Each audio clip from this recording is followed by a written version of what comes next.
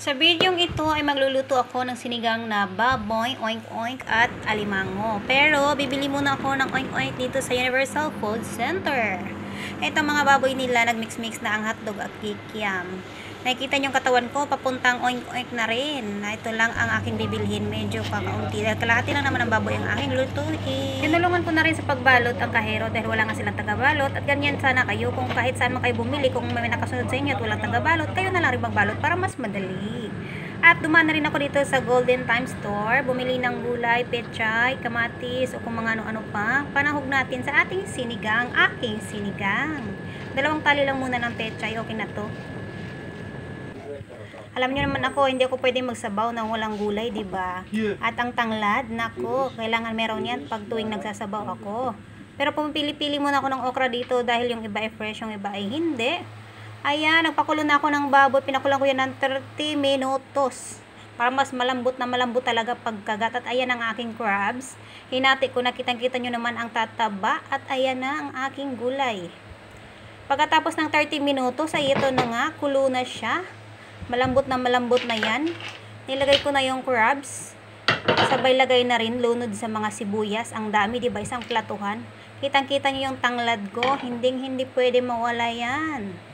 Yan ang aking ano bang tawag diyan? Ang aking kapangyarihan sa sinabawan. At syempre, tinimplahan ko na ng asin at itong sinigang sa sampalok. Kalahati lang dahil yung kalahati dati ay naluto ko na rin. Tamang-tama lang naman kalahati kasi ayoko sobrang maasim. Tamang-tama lang.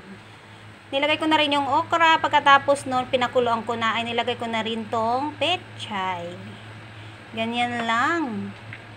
'Di ba? O, syempre, diin dapat talaga sticky muna at kailangan pag nagharap sa camera pa cute, smile. Obvious ba? Halata ba? Dapat lang, 'di ba? Kailangan talaga pag nakaharap sa camera ay pa cute.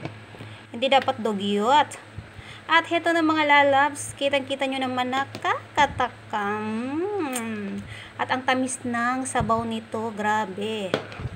Sa mga may high blood dyan, nako. Pwedeng-pwede ito sa inyo. Pampadagdag high blood. Crabs with baboy. Pork, oh.